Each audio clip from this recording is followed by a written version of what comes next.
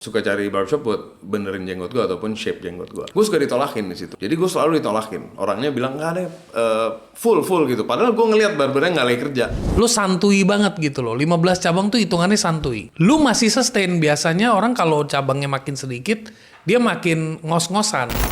Gue mau buka toko lagi. Kalau toko gue yang paling baru ini udah cuan. Ear singing tuh kayak gimana sih? Itu Penasaran. proses dimana bulu-bulu halus di daun telinga lu dibakar. Karena kalau lu buka toko di mall, failing is not an option. Terus gue dengar juga dari Intel lu mencoba mengambil langkah gokil gitu, buka cabang di airport. Sempet ada MMA fighter yang datang ke salah satu toko gue. Datang, terjadilah customer complaint. Dan akhirnya bener-bener si barbernya sampai mau digebuk.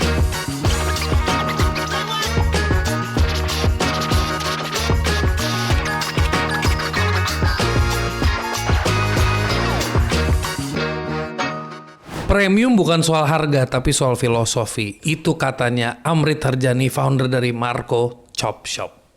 Welcome. Thank you. Apa filosofi premium, bro?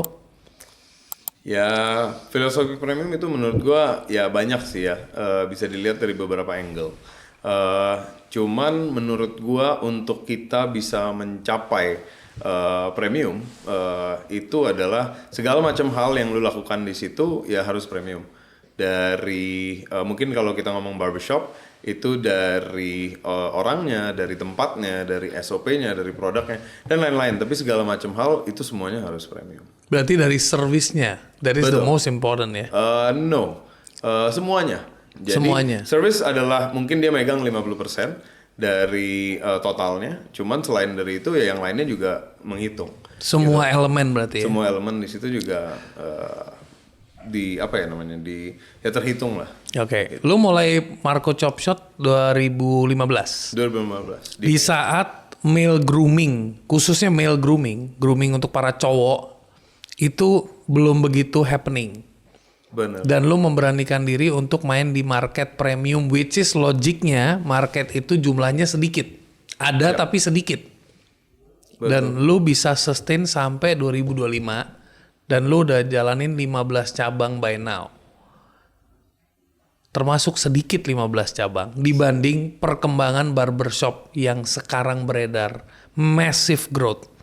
Kenapa lu bisa menjalankan dengan cara seperti itu dan lu masih bertahan? Pada saat lu dan barbershop yang lain. Ini sekarang di Sunter aja nih tempat gue tinggal nih misalnya gitu ya. Jakarta Utara. Itu barbershop tuh udah kayak nasi padang tuh kalau ada di mana-mana, ya kan? Nah, lu sebenarnya punya ruang, lu tuh punya ruang untuk grow exponentially. Yang harusnya mungkin dalam 10 tahun lu udah punya 40 cabang. Tapi lu santuy banget gitu loh. 15 cabang tuh hitungannya santuy. Betul. Dan lu masih sustain. Biasanya orang kalau cabangnya makin sedikit, dia makin ngos-ngosan. Tapi lu sustain. Apa yang membuat lu memilih jalur sustainability itu? Jadi mungkin sering kita lihat bahwa orang ekspansi terlalu cepat dan akhirnya pada saat dia hit the dry season itu akhirnya dia collapse karena dia nggak bisa menghandle situasi itu. Untuk gua pas gua pertama buka barbershop ini, gua pikir ya udah deh kita coba aja dulu gitu. Dan gua masuk ke pasar ini bukannya gua masuk ke pasar premium. Pas pertama gua masuk ya barbershop biasa aja gitu. Tapi karena gue punya background dan akhirnya gue pikir wah bisa nih gue bikin jadi premium dan akhirnya kita dandanin deh dari segala macam hal kita buatlah dia menjadi premium. Kenapa gue ambil growth-nya itu slow? Karena yang gue lihat adalah gue mau buka toko lagi. Kalau toko gue yang paling baru ini udah cuan. Oke. Kalau toko gue yang baru belum cuan, gue nggak mau. Oke. Karena gue pakai duit sendiri, gue nggak pakai duit investor. Oke. Jadi pada saat itu gue pikir ya gue cari aman aja. Oke. Dan akhirnya aman-aman aja. So far aman. Oke. Ya. Nah, kalau gue boleh tahu nih buat teman-teman yang mungkin lagi nonton, pengen tahu kalau gue mau invest ke dunia barbershop atau mau start dunia bisnis di dunia barbershop. Di era sekarang 2025, potensinya masih besar kah? Besar. Besar sekali. Sangat besar. Rata-rata satu barbershop itu bisa ngehandle berapa customer sih, bro? Tergantung bro. Jadi kita melihatnya dari tarif. Tarif naik total number of customers turun. Oke. Gitu. Jadi kita bisa mulai kalau kita ngomong yang bangsa ya let's say 80.000, mereka bisa catch sekitar 1.000-1.500 orang Per bulan. per bulan. Oke. Dan angka itu bisa turun atau bisa naik. Oke. Gitu. Jadi dengan harga naik total customer itu akan turun. Oke. Dan apa yang lu tanamkan di dalam perusahaan lu yang membuat konsumen lu itu mau kembali ke lu terus? Yang gue tanamkan adalah kualitas sih. Jadi satu kualitas dan konsisten. Oke. Jadi lu ke cabang gue yang mana aja, service yang lu dapat sama. Oke. Dan service yang lu dapat akan berkualitas. Oke. Itu yang kita promise ke tamu-tamu kami. Oke. Sedangkan dari dulu ada saying, kita bilang word of wisdom gitu. The only two people that you cannot change is your doctor and your barber. Betul. Jadi orang sekali udah connect ke barber, dia udah nyaman nih sama si A gitu. Untuk dia pindah tuh sulit. Nah sekarang gimana lo menghadapi challenge SDM di perusahaan lo? Sedangkan di Indonesia SDM is the greatest challenge. Yang namanya orang keluar masuk tuh banyak. Apa yang lo lakukan untuk lo antisipasi untuk menjaga kualitas SDM supaya nggak keluar masuk? Kalau dari SDM gua itu keluar masuknya turnover-nya ya, itu menurut gua cukup kecil dari 10 tahun ke belakang. Dari pengalaman gua adalah yang kita lakukan adalah kita selalu training mereka. Jadi di mana SDM lu merasa bahwa dia mendapat knowledge yang baru dan selalu mendapat knowledge yang baru, dia akan appreciate itu. Dia pasti akan menghargai itu dan dia akan condong tidak akan mau pindah karena di tempat lain dia nggak dapat edukasi itu. Itu satu. Dan kedua, untuk kita bisa maintain SDM kami adalah menurut gue you have to treat them right. Gitu. Banyak orang-orang di luar sana yang belum melakukan itu. Cuman jika you treat them right, ya SDM lo nggak akan kemana-mana. Treat them right itu mungkin lebih tepatnya memanusiakan manusia gitu ya? Bisa dibilang seperti itu. Oke. Lu mendapatkan keilmuan ini dari mana bro? Lu bisa punya vision seperti ini tuh dari mana? Inspirasi lu tuh siapa? Jadi sebelum gue mulai barbershop ini, gue udah ada planning bahwa gue mau buka barbershop. Dan akhirnya pas kejadian aja gue lagi mau Euro trip. Akhirnya gue keliling tuh di road trip. Pas gue keliling, karena gue udah ada planning mau buka barbershop, gue pikir ya udah deh gue buka aja deh. Gue mau cari tahu deh barbershop itu di luar tuh kayak apa sih. Akhirnya gue jalan-jalan gue lihat deh. Sekalian lo riset lah. Sekalian gue research di situ. Jadi gue sempat ke Turki, gue sempat ke Belanda, sama ke Barcelona waktu itu. Jadi gue lihatlah teman-teman. Yang membuat lo terkesima yang mana? Yang di Turki. Oke. Ya, jadi beberapa services kami juga inspired by Turkey. Oke. Gitu kayak kita ada ear singing, nah itu inspired by Turkish barbershops. Oke. Gitu itu yang gue lakukan. Nah, ear singing tuh kayak gimana sih? Itu proses di mana bulu-bulu halus di daun telinga lu dibakar. Oke. Ya, jadi unik sih. Unik It's ya. a unique service. Oke. Jadi USP-nya Marco Chop Shop tuh apa? If somebody have to ask you. USP-nya Marco's Chop Shop is we deliver quality, sama kita ada beberapa wow factor, di mana wow factors ini kalau gue ceritain sama lu nggak menjadi wow factor.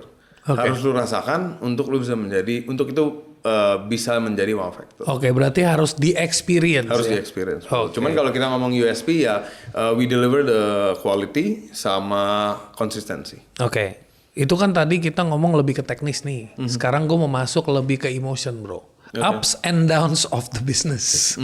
Lu boleh cerita bro. How it happened when you started. Biasanya semua bisnis tuh begitu di start tuh foundernya tuh high spirit. Foundernya tuh high motivation. Come what may, I will move the mountains. Begitu kena goyang, dia mulai ciut. Nah, maybe you can share me your experience. Di mana pada saat lo mulai dengan determination lo, dengan visi lo yang kuat, ada nggak goncangan, ada nggak excitement, ada nggak momen yang bikin lo self doubt kayaknya gue salah bisnis nih gitu? Ada dong pasti. Yeah. Jadi mungkin gue jadi inget pas pertama nih, pas gue baru pertama buka, wah spiritnya high banget, like you said kan, spiritnya high banget. Wah gue mau buka barbershop gitu, pasti rame. Akhirnya day one gue buka, sepi, nggak ada orang yang datang, stres dong. Dan pada saat itu punya SDM yang keluar masuk kan masih nggak ngerti bisnisnya. Apalagi gue terjun ke bisnis yang baru, udah nggak jelas deh gitu bisnisnya. Akhirnya gue yang harus turun ke lapangan. Gue nggak bisa potong rambut, cuman gue bisa ngasir pada saat itu. Akhirnya kasir gue cabut, oh ya udah gue yang harus jadi kasir. Stres tuh suruh jadi kasir seharian kan dari jam 10 pagi sampai jam 10 malam. Cuman akhirnya slowly kebentuk dan ya felt much better gitu tuh nggak. Cuman di perjalanan itu sepi barbershopnya. Nah di 1 bulan pertama tuh gue udah mikir wah ini kayaknya gue salah langkah nih. Cuman ya gimana juga barbershopnya udah jadi kan nggak mungkin gue mundur. Yeah. Jadi akhirnya ya udah gue jalanin and I was like ya udah kita find whatever may come, we have to find a way to make this jalan gitu. Jadi akhirnya ya udah akhirnya jalan. Gitu that was one. Mungkin something else yang menjadi satu poin di mana gue jadi gue tuh benar-benar dites adalah pas COVID sih bro. Oke. Gitu. Iya, because bisnisnya offline kan. Offline banget kan. Udah gitu proximity-nya deket banget antara si customer sama si barber kan. Iya. Jadi akhirnya gue bilang wah ini ya that was crazy karena gue di tahun pertama gue tutup 3 bulan di tahun pertama. Jadi 3 bulan itu no income. Yeah. Gitu, nol. Salary jalan terus. Gimana caranya? Wah, that was crazy. Cuman akhirnya ya we did one thing or another dan akhirnya we could survive sih. Oke. Gitu. Apa yang membuat lo itu bisa punya yang namanya ketangguhan? Ketangguhan itu lahir dari mana di lo? Ketangguhan maksudnya? Kayak come what may gue akan bertahan. Ya pada saat itu ini adalah bisnis yang pertama kali gue coba sendiri. Jadi gue juga ya membuktikan mau mencoba membuktikan pada orang-orang sekitar gue karena malu dong kalau gue gagal kan. Jadi akhirnya gue juga mau membuktikan pada orang. That was one. Dan kedua dari itu adalah gue merasa pada saat itu kenapa gue bisa buka barbershop ini adalah gue tuh sering ke barbershop sebelumnya karena gue punya jenggot. Gue suka cari barbershop buat benerin jenggot gue ataupun shape jenggot gue. Yeah. Gue suka ditolakin di situ. Jadi gue selalu ditolakin. Orangnya bilang nggak ada full gitu. Padahal gue ngelihat barbernya nggak lagi kerja. Yeah. Jadi gue bilang wah ini kok nggak beres banget, enggak.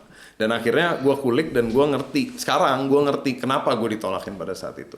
Nah, gue sudah di tempat gue udah gue bikin solusinya. Jadi hal itu tidak akan terjadi lagi. Oke, so memang di Indonesia itu bukan sesuatu yang common untuk barbershop ngurusin beard. Mereka ya seperti potong rambut aja. Karena nggak banyak. Tapi kalau beard itu beda lagi treatmentnya kan? Sebetulnya ya beda treatment. Cuman ya mereka udah terbiasa. Cuman mungkin bukan jenggot seperti lo sama gua. Gitu dia lebih ke jenggotnya yang nggak sepenuh ini gitu. Jadi kerjanya juga jauh lebih simple, jauh lebih cepat. Gitu dibanding kalau jenggot kayak kita kan kerjanya lama. Gitu. Memilih produk, memilih dan menciptakan produk. Itu prosesnya gimana? Ribet sih bro, menurut gue. Mungkin bikin produknya nggak terlalu karena gue punya SDM dari semua barber gue yang bisa membantu. Cuman satu hal yang mereka tidak bisa membantu adalah packaging. Karena packaging ini lu berurusan dengan MOQ, lu berurusan dengan apa yang dimau, pasarnya mau apa sih, gitu kan. Jadi melakukan research ke arah situ ya agak ribet. Karena kapan lu udah tahu pasarnya mau apa, cuman kagak ada yang bikin. Gitu. Jadi akhirnya lu mentok juga. Jadi banyak dead end-nya yang lu ketemu cuman ya kalau lu persistent dan lu tetap melakukan cari tahu pasti ada solusi akhirnya. Kalau ada orang datang ke seorang Amrit nanya advice anak muda mau mulai bisnis, mau menjadi seorang entrepreneur dengan modal yang secukupnya lah. Secukupnya definisinya tuh bukan ada bumper ya, tapi one shot try kalau gagal jebol lo gitu ya. What would be your advice? Apa learningnya seorang Amrit selama sekian tahun menjalankan bisnis yang beda? Biasa Bombay itu identik dengan toko tekstil bro. Betul. Ya kan? Lo masuknya di barber, gue masuknya ke media gitu kan ya ada agak beda gitu ya. Nah jadi apa yang akan lo sarankan ke anak muda tersebut? Mungkin yang akan gue sarankan adalah anak muda zaman sekarang tuh gampang give up. Dan karena mungkin ada influence sosmed ya. Influence sosmed, orang pada flexing, jadi orang carinya fast way to get rich. Dan there's no fast way to get rich. Karena gue udah alamin dimana lu buka satu bisnis itu pasti ada susahnya dulu deh. Dan lu kalau nggak tahan banting untuk susahnya, ya lu udah keburu give up. Jadi menurut gue suggestionnya adalah ya satu lu harus tahan banting dan konsisten aja, terus melakukan apa yang lu lakukan, yang lu udah tahu, yang sudah benar. Nah, ya udah lu lakuin itu. Keep Dan doing pasti, what you believe ya. yes. Dan akhirnya pasti ada hasilnya. Oke. Kapan lu merasa momen yes, finally I did it? Tahun berapa tuh? Pas gua buka toko gue yang ke-5. Karena pada saat gua punya 2 toko, target gua adalah 5. Gitu. Jadi pas gua udah achieve my first target, itulah yang gua rasa first bahwa yes I did it. Oke. Gitu. Cuman dengan berjalannya waktu target gua berubah. Ya, akan tumbuh terus. Akan tumbuh terus, betul. Ya, once you reach that milestone, you will create a new milestone. Exactly. Okay, so what is your new milestone? Right now we are at 15 stores. My new milestone is to be all around Indonesia. As of right now, a number of stores is about 35. That's my milestone. Dan untuk produk gue harus bisa nyampe ke seluruh Indonesia. Oke, berarti lu selain offline, lu juga di online juga exist untuk jualan retailnya ya? Ya. Untuk male grooming ya? Yes, kita ada toko-toko di e-commerce yang lain dan ya we're there everywhere sih. Oke. Gue ada cerita nih. Dulu pas gue mulai bisnis ini itu nggak gampang lah. Pasti semua bisnis lu mulai nggak gampang. Brand gue nggak dikenal siapa-siapa. Gue nyari lokasi, gue ketemu orang, siapa lu gitu dia ngomongnya. Kan ya nggak ada yang kenal gitu. Markus tuh siapa atau brand itu apa. Akhirnya pada saat itu gue pertama kali itu gue dapet toko di Moi. Itu pas Moi sekarang sih udah renov, lu udah tahu ya udah renov, pasti lu udah lihat kan yang udah renov. Nah ini masih belum renov, jadi brandnya juga di dalam situ ya nggak securated sekarang. Akhirnya gue dapet opportunity di situ, gue dapet toko, gue jalanin, pelan-pelan gue mulai cari dong, gue kan mau ekspansi, gue coba cari ke mall lain. Gue datang ke mall lain, gue gak diladenin, gila. Gue taruh, kalau lu ke mall, ya udah deh taruh proposal gitu. Ya udah gue gak diladenin. Gue coba, akhirnya gue gak diladenin. Gue bilang wah brengsek juga nih. Gue gimana nih gue cari, gue dapet lokasinya. Ya udah, akhirnya gue belajar nih. Wah untuk masuk ke mall gimana sih? Akhirnya harus bikin proposal yang bagus. Ya udah, gue bilang gue belajar deh. Gue belum pernah bikin proposal sebelumnya. Ya udah gue belajar, gue bikin nih proposal. Jadi proposal akhirnya gue share nih sama orang-orang yang gue kenal. Gue tanya sama mereka bagus gak? Ada yang bilang bagus, ada yang bilang enggak. Akhirnya gue benerin lagi. Target gue waktu itu adalah gue harus bisa masuk ke GI. Kenapa gue bisa masuk ke GI? Karena menurut gue GI itu sentral. Dan GI itu ya menurut gue, di opini gue adalah itu milestone buat gue. Untuk gue harus bisa tembus ke GI. Akhirnya gue dapet lah meeting sama GI. Dan yang gue belajar dari perjalanan itu adalah it's not the brand yang disuka sama mall, it's the operator. Jadi akhirnya gue di situ bilang wah gue selain dari proposal gue harus bagus, guanya nih yang harus impress dia bahwa I'm capable of running the store in GI. Iya. Gitu. Akhirnya ya udah gue masuk ke GI. Gue belum dapet toko nih, baru dapet meetingnya. Gue jalan meeting sama mereka, akhirnya basa-basi normal lah. Akhirnya dia bilang ya udah Pak, nanti kita kabarin lagi. Oke. Kabarin, akhirnya sistem kerjanya gimana coba? Gue dikasih lokasi katanya tender. Jadi gue harus tender sama brand-brand lain gitu tau gak? Ya udah gue tender. Competing berarti. Competing. Jadi lu dikasih dana, lu harus bikin desain, lu bikin 3D gitu. Lu bikin 3D, lu bikin jalan cerita barbershop lu akan seperti apa, servisnya akan seperti apa dan lain-lain. Ya udah akhirnya gue harus lakukan itu. Dan lu belum pernah ngelakuin itu semua. Gila gue dibilangin tender, apaan tender? Gue bilang tender apaan gitu kan. Ya, otak lu simple, gue pilih, gue sewa, gue bayar. Iya kan, Ya. pikirnya gue seperti itu. Tapi gue bilang wah ini tender gimana ceritanya nih. Dan pada saat itu gue masih ya baru banget dengan bisnis ini kan. Jadi gue mau keluarin duit buat bikin 3D juga. Wah kalau nggak dapet gimana nih ntar gue mikirnya kan. Gue udah nggak mau rugi duluan gitu. Ya udah, akhirnya gue bilang ya udahlah, ya udah hajar aja deh. Ini adalah milestone gue. This is jalan gue untuk achieve adalah ini. Ya udah gue jalanin. Gue coba deh, gue jalanin dan akhirnya gue menang tender itu. Tau nggak? Wow. Itu adalah cuman perjalanan itu lama, mungkin makan waktu 3 bulan apa 4 bulan gitu. Gue jalan dan akhirnya ya gue menang tendernya. Pas 3-4 bulan dalam uncertainty ya. uncertainty banget. Iya, oke. Itu kacau banget benar-benar. Karena gue mau nelpon si orangnya itu, gue takutnya dia marah. Gitu. Jadi gue bilang wah serba salah nih gue. Gue mau follow up juga salah. Gue nggak follow up juga dia mikirnya gue nggak pikirin gitu kan. Cuman ya udah akhirnya gue jalanin lah whatever I need to do gue jalanin dan akhirnya gue menang.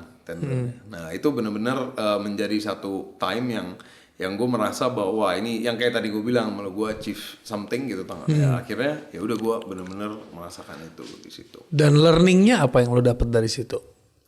Learningnya adalah you need to impress people. Itu yang gue belajar. Jadi lo mau dalam bisnis apapun, cuman kalau lo nya nggak ada karisma untuk lo bisa impress seseorang, nggak akan dapat lah. Lo mau bawa brand apalah yang terkenal, yang international brand gitu. Cuman kalau lo nya nggak bisa impress dia ya sama aja. Dia kan nggak percaya sama operator. Oke. Karena mall itu menurut gue, di opini gue ini ya, bahwa mereka sangat-sangat percaya dengan operatornya harus bagus. Oke. Karena mereka memberikan ruang karena mallnya udah full. Udah full, selalu full. Iya, selalu full. Nggak ada yang nggak full. Jadi di orang lagi pilih orang yang tepat ibaratnya ya. Jadi lu kalau masuk mall itu, cara kerjanya adalah lu masuk waitlist. Cuman waitlist nggak ada nomor 1 sampai nomor 10. Waitlistnya adalah lu mau nggak, mereka mau nggak lu ada di situ. Oke. Gitu. Jadi kalau emang mereka mau lu ada di situ ya lu dapet tempatnya. Berarti kuncinya kalau nggak punya kenalan orang dalam, kalau nggak lo harus bisa bangun diri lo menjadi pribadi yang disukai. Itu betul, cuman menurut gue pakai orang dalam juga mungkin nggak akan Segampang itu. Nggak akan segampang itu. Oke. Karena gue udah coba dan gagal gitu akhirnya kan. Gitu. Jadi menurut gue ya nggak bisa gitu, nggak segampang itu. Kembali ke brand, ke operator dan lu harus bisa inspire orang itu. Kalau lu nggak inspire orang itu ya lu nggak bisa. Berarti lo harus menjadi pribadi yang memang keren gitu. Pribadi yang keren gitu. Betul. Berarti keren di mata memang mereka ya. Di mata mereka.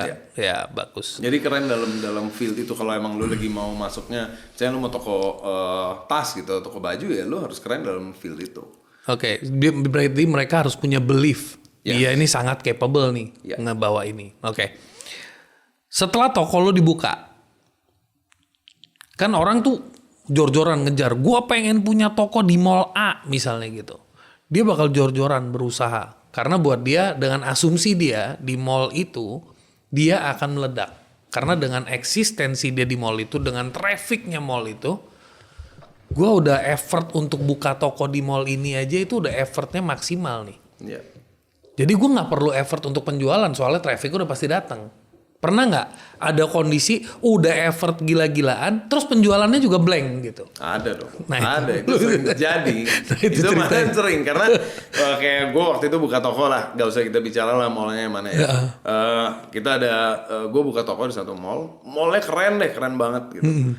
Gue pikir wah gue kalau buka toko di sini keren nih kayaknya kan. Pertama kita kalau mau buka toko di mall ya itu adalah first impression yang first step yang lu akan dapat gitu di kepala lu bahwa gue mau buka toko di sini gara-gara keren, pasti kan. Jadi gue pikir wah cocok nih kayaknya. Dan akhirnya gue lihat wah dari sisi bisnisnya dapet nih, gue buka di mall ini. Sama nih prosesnya seperti yang gue cerita sama lo tadi.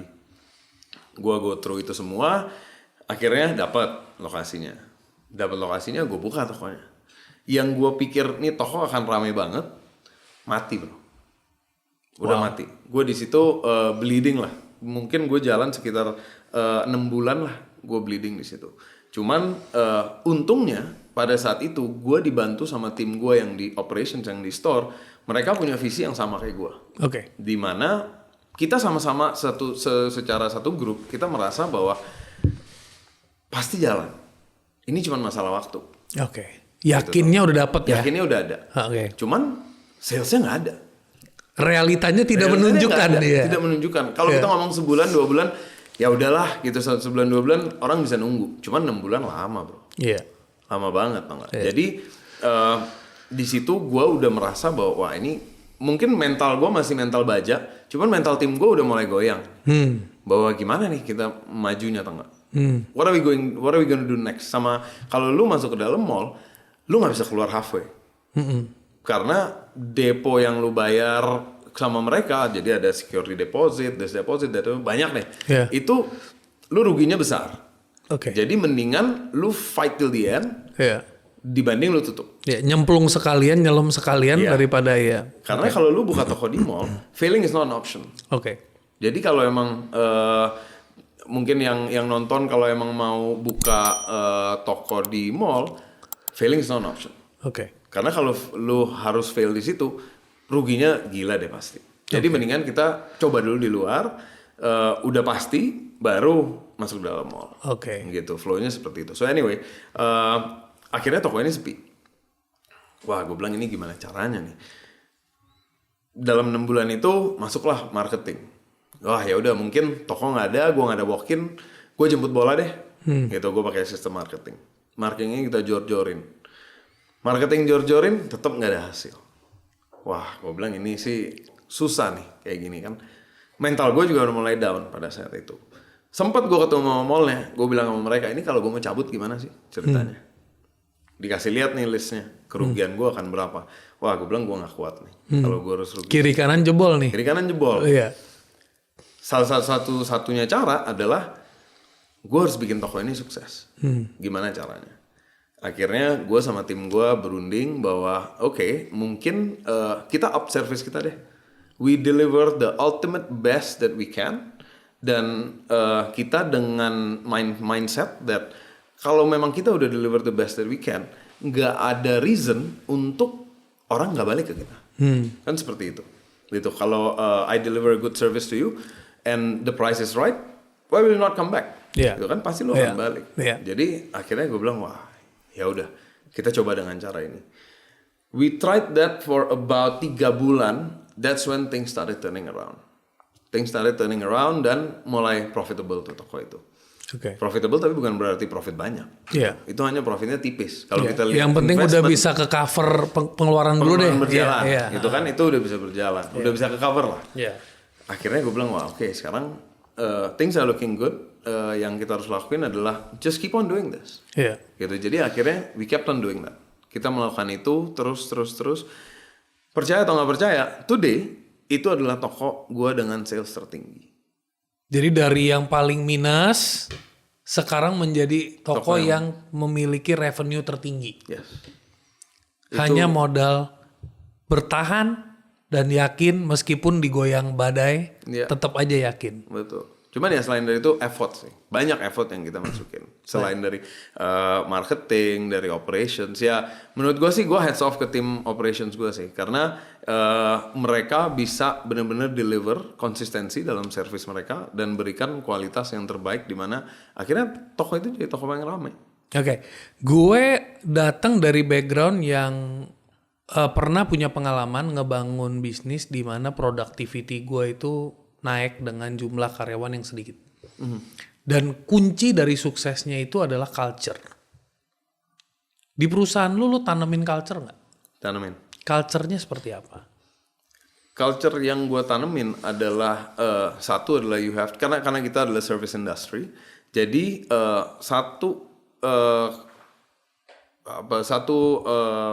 key ingredient yang kita punya pada para barber kami adalah you need to be humble. Itu adalah satu. Selain dari itu, you need to think outside the box dan lu harus bisa tahu apa yang dirasakan tamu lu dengan dia nggak ngomong. Gitu. Jadi misalnya gue lagi potong, let's say lu lagi dipotong dan pada saat itu, let's say lu lagi dicukur jenggot deh. Pada saat lu lagi lihat ke atas, lu kayak nggak nyaman gitu, tau gak? Nah, si barber ini harus bisa melihat si orang ini lagi nggak nyaman.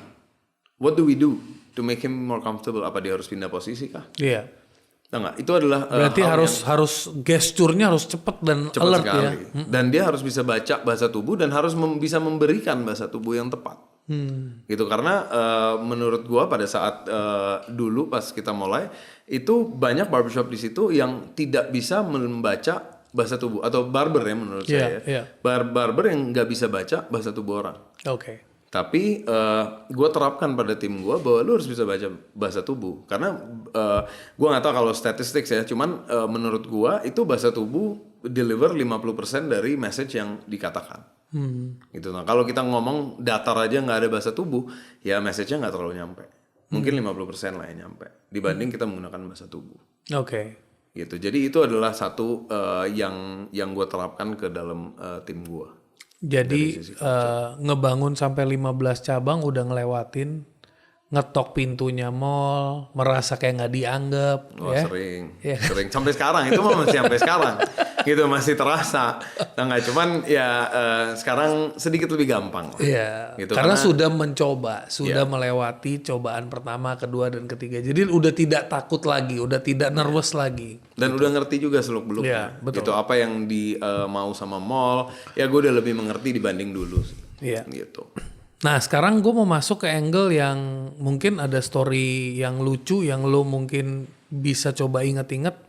Namanya industri service, mau itu bentuknya barbershop, kayak hotel, kayak anything yang berhubungan sama hospitality and service industry, itu yang namanya nggak mungkin luput dari komplain. Komplain itu datang dari dua sisi, bro.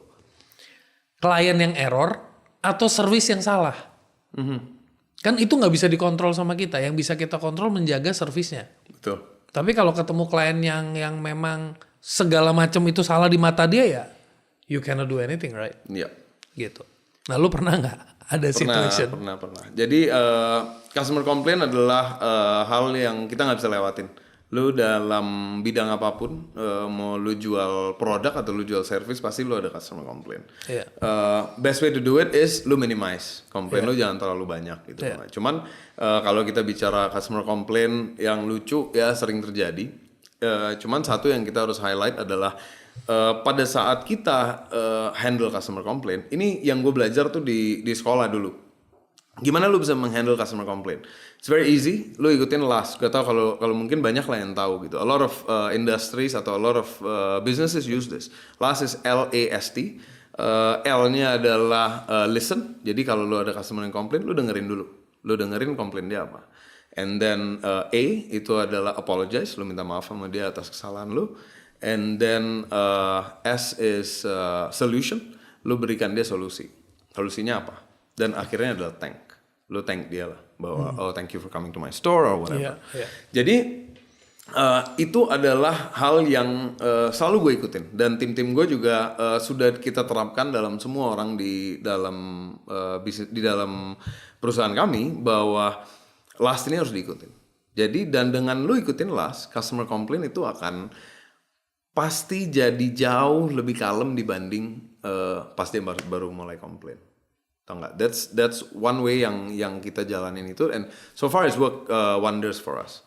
Jadi ya ini ditulis di buku juga nggak bohong-bohong gitu kan, pasti udah dicobain. Berarti teori ini memang teori yang wajib dipraktekkan. Bagus, Iya, betul. It is bagus banget real life situation, and it's very easy to remember gitu kan. Iya.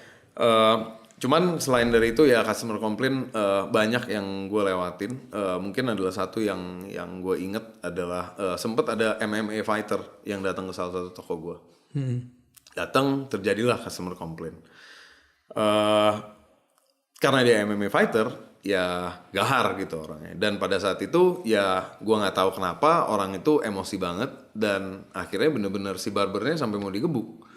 Wow. Gitu. Barbernya mau Jadi, digebuk. Cuman ya dia karena di dalam barber itu banyak orang, ya mungkin dia juga mikir juga gitu kan, nggak akan melakukan itu. Cuman sudah sempat ada rasa seperti itu dari tim gue.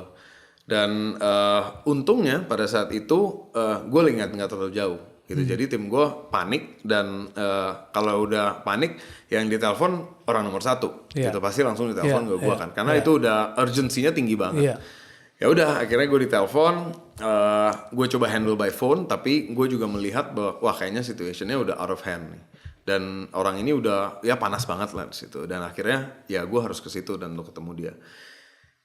Akhirnya ya udah, gue pas lagi deket gue merapat ke situ, gue ketemu customernya, gue ajak ngobrol sama dia, dan yang gue ikutin itu LAST. Gue ikutin listen, apologize, solution, sama thank. Akhirnya turn around gitu, customernya dari yang marah dia jadi sangat-sangat kalem, dan ya he was pretty okay gitu habis itu. Mungkin ada efek bahwa dia lihat ownernya datang, mungkin gitu. Dia merasa dihargai juga. Ya mungkin ada dari aspek itu. Cuman tetap kalau tadi mungkin gua tidak menggunakan sistem LAST ini, nggak kena, pasti nggak kena. Mungkin dia pulang dia masih agak kecewa.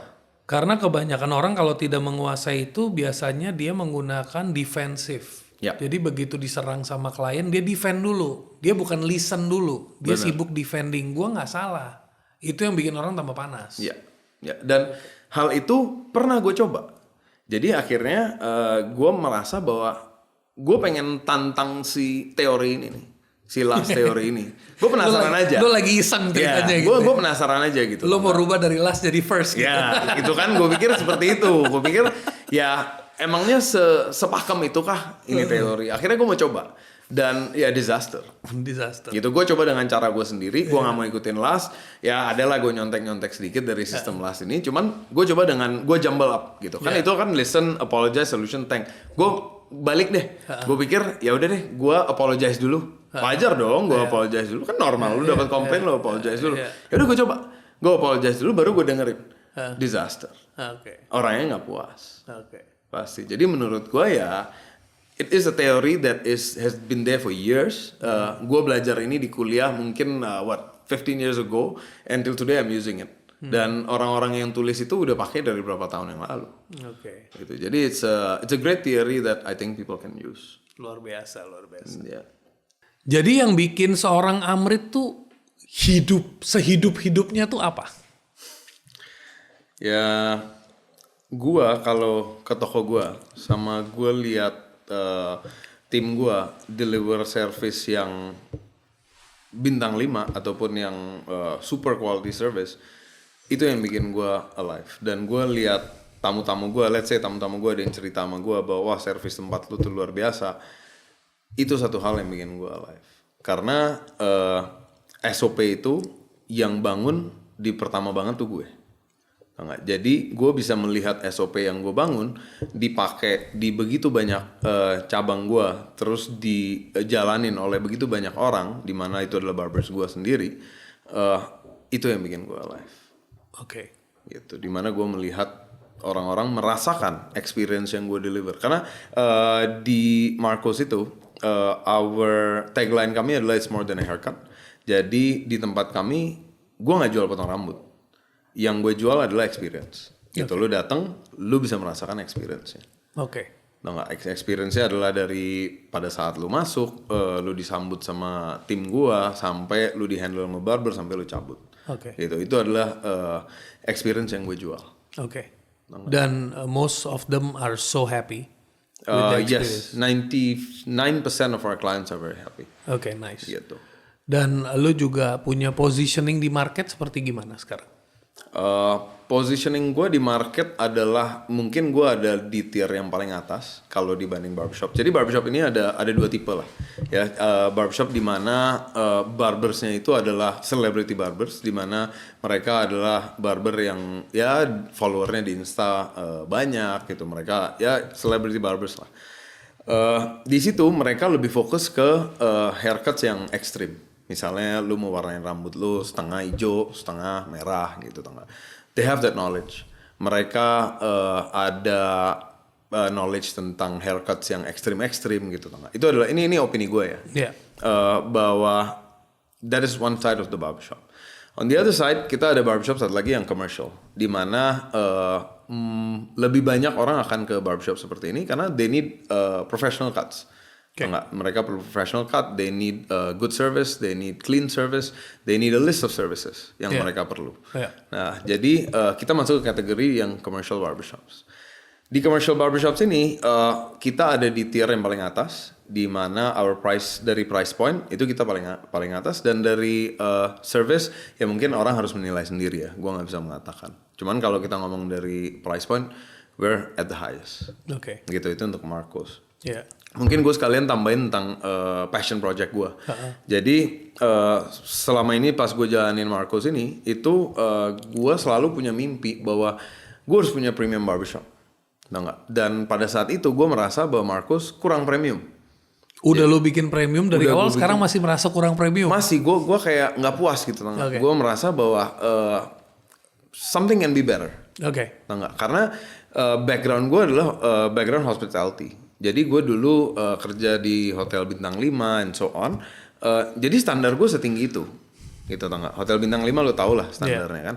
Jadi standar gue setinggi itu, dan akhirnya gue bilang wah ini belum tercapai nih. akhirnya gue ada passion project satu, namanya Black Fox Barbers. Untuk sekarang kita hanya ada satu cabang, itu ada di Peck Avenue, cabang yang itu. Cuman itu passion project. Jadi gue pada saat itu udah bikin si project ini, cuman gue nggak ada tempat buat gue bikin tempat ini. Akhirnya gue dapet lah lokasi di Peck Avenue. Mereka align dengan apa yang gue mau dan mereka setuju. Akhirnya gue bikin nih Black Fox Barbers yang di Peck Avenue. Dan ya that's a passion project gitu tau gak. Jadi it's a ultra luxury barbershop. Dan ya I mean kalau itu positioningnya udah jauh di atas yang lain. Itu jauh banget lah. Gitu. Berarti itu di atas Marcos. Udah di atas Marcos jauh ya? Iya. Gitu. Berarti Marcos aja udah premium, ini jauh lebih premium. Jauh lebih premium lagi, betul. Jadi bikin orang penasaran nih. Jadi gue harus cobain gitu. Harus lu cobain. Lu biasa potong di mana? Gue dekat rumah gue lah. Oh, lu dekat rumah. Lu cobain, bro.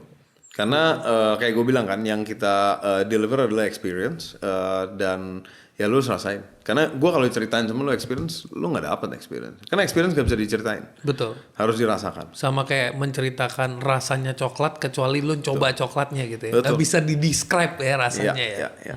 Jadi gue bisa coba sampai gila lah, gue bisa coba, cuman lu nggak akan dapet pasti. Iya. Gitu. Terus gue dengar juga dari Intel lu mencoba mengambil langkah gokil gitu, buka cabang di airport. Iya. Gimana tuh? Ada kabar-kabar Intel. Itu juga agak gila sih. Itu mungkin keputusan yang sangat-sangat crazy menurut gue. Karena kalau lu mikir, lu ke airport pasti udah siap lah. Lu kalau mau berangkat, let's say lu mau ke Bali atau lu mau kemana lah. Itu lu pasti sehari sebelum lu udah ke barbershop.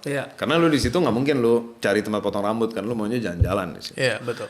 Jadi ya udah, gue pikir gue pas dapat opportunity di airport, gue mikir tuh, gue bilang wah ini gila kali ya.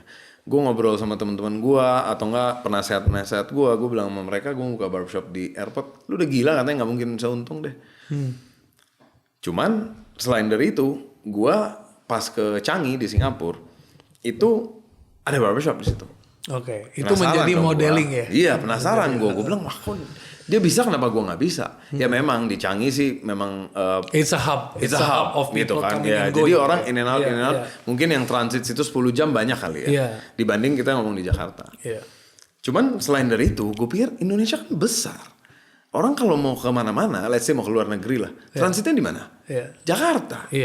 That's the transit hub. Hub juga kan. Jadi gue bilang wah ada opportunity nih di sini, tau gak? Cuman ya it's a big risk, but it's possible. Gitu. Akhirnya one thing led to another dan akhirnya ya udah gue buka di situ. Sama lagi bleeding pertama normal. Cuman dalam situasi ini bleedingnya expected. Karena lo udah tahu ini langkah yang agak gila gitu. Agak gila kan. Jadi gue pikir wah ini expected. Jadi pas sepi pun gue biasa aja. Tau nggak? Gue nggak terlalu stres. Karena gue tahu bahwa this is expected and that is the risk that I had to take. Ini experimental project lah ibaratnya. Cuman so far it's doing well. Sekarang sih udah untung. Udah untung. Gitu, udah berapa lama? Sekarang mungkin setahun ada kali. Setahun 2 tahun udah ada. Wow. Ya udah mana cukup lama sih. Di airport yang di Terminal 3? Kita di Terminal 3. Di deretan yang ada makanan tuh nggak? Yang ada ya beberapa brand tuh yang ada makanan, kita ada di situ. Nice. Udah gitu gue dapat lokasinya pas sebelah hotel. Jadi gue pikir wah gue dapet captive market nih dari hotel kan. Hotel itu juga hotelnya bisa 6 jam. Jadi dia bisa untuk orang transit, dia bisa ambil kamar 6 jam. Jadi akhirnya gue bilang wah orang transit mau ngapain lagi gitu. Kalau gue bisa berikan service ke mereka, they might just take it kan. Udah gitu di barbershop kami kan bukan hanya potong rambut kan. Tempat gue ada kayak tadi gue bilang ada ear singing, ada charcoal face mask, list of services yang kita ada. Dan melihat kalau sekarang gue dari industri service gue mau loncat sedikit ke produk. Melihat begitu banyak male grooming products yang exist. Lu ngelihat produk lu itu adalah produk lokal yang lagi lu mau kembangin, atau produk import yang lagi lu pasarin di lokal, atau lu pengen bawa brand lu ini bahkan mungkin masuk ke mancanegara? Produknya ya? Ya mungkin dari produk adalah aim-nya untuk sekarang, produk kami adalah lokal, itu completely lokal. Kita bikinnya lokal dan packaging kami juga lokal. Karena untuk bikin lokal itu satu jauh lebih gampang untuk kita dapat BPOM. Kedua local pride kan. I'm Indo gitu. Jadi akhirnya gue pikir ya why not kita bikin Indo. Karena di Indo ini pabrik-pabrik bisa bikin sebagus internasional. Cuman mungkin internasional adalah impressionnya yang orang punya bahwa ini barangnya import nih, udah pasti lebih bagus. Gitu. Cuman kalau kita lihat lokal banyak yang bisa bikin. Kayak kita ngomong brand-brand internasional yang produksi di lokal kan banyak. Itu betul. Yang made in Indonesia kita sering lihat labelnya kan. They do it gitu kan. Jadi local products ada potensi. Cuman ya mungkin QC-nya aja harus lebih ketat. Gitu kan untuk kita make sure bahwa kita bisa deliver si quality-nya. Nah, jadi produk kami untuk sekarang kita akan pasarkan lokal aja di Indonesia aja. Cuman tidak menutup kemungkinan bahwa kita akan ke mancanegara. Gitu. Jadi ada satu barbershop di Jakarta yang ultra premium, namanya Black Fox, harus dicoba, biar bisa ngebedain apa itu premium dan ultra premium. Iya, harus dicoba dua-duanya sih. Iya, biar tahu premium dan ultra premium. Betul. Jadi lu bisa membandingkan. Sekali pukul dapat dua toko dapat klien. Benar. Oke, bro, apa pesan lu buat para laki-laki yang mungkin merasa male grooming, apaan sih tuh male grooming? Laki mana ada male grooming gitu. Apa pesan lo? Satu yang mungkin orang-orang di sana harus tahu adalah lu bangun pagi yang lu lakukan apa? Grooming kan? Lu gosok gigi itu grooming. Lu sisir rambut lu itu grooming. Tahu nggak? Yang lu lakukan adalah male grooming along the day. Gak mungkin lu pergi ketemu orang lu berantakan, impossible. Ya kan? Jadi lu melakukan grooming all the time. Cuman sekarang ada tool, di mana tool itu namanya dalam konteks ini adalah Marco's Chop Shop atau Black Fox Barbers yang bisa membantu lu untuk lu groomingnya lebih baik dari orang sebelah lu. Gitu tau nggak? Grooming itu bisa kita katakan is big is vast gitu kan. Kamu bisa lu bisa ngomong grooming haircuts, lu bisa ngomong beard itu yang straightforward, yang rambut harus dipotong. Gitu. Cuman kalau kita ngomong bisa ke skincare, lu bisa ke yang tadi kita ada nose waxing juga, nose hair gitu kan, bisa dilakukan. Jadi dalam kehidupan itu lu selalu akan grooming karena you're trying to impress the other person. Ya kan? Jadi lu pasti akan selalu groom yourself to be nicely perceived by the other person. Gitu, itu udah pasti. Jadi male grooming is a part of your life menurut gua. Jadi kalau emang orang masih mengatakan apaan sih male grooming, ya you're doing it already. So there is no apaan sih. Betul. Dan juga kalau bombay-bombay yang lahir di Indonesia, besar di Indonesia, ngomongnya gitu, kadang Indonesia, kadang Inggris. Jadi buat para penonton dimaklumin kita agak-agak jaksel kayaknya gitu. Ya karena kan gue mikirnya dalam bahasa Inggris. Nah, gitu masalahnya itu. Iya, kita semua terbiasa karena terdidiknya dari kecil dalam bahasa Inggris kan. Jadi kalau emang gue harus ngomong bahasa Indonesia bisa, cuman agak delay. Gitu betul. Jadi kapan harus cari kata-kata ya agak susah sih. Enggak, kebetulan gue dapet narasumbernya seperti lo, which is menjadikan validasi gitu kan. Gue juga banyak dapat komplain, nih gimana sih nih hostnya kadang ngomong Inggris, kadang ngomong bahasa Indonesia gitu. Ya kurang lebih begitulah kalau Bomba yang lahir di sini begitulah ya. Gitu. Oke bro, thank you so much for this podcast and semoga kalian mendapatkan banyak insight dan see you in the next episode. Thank you.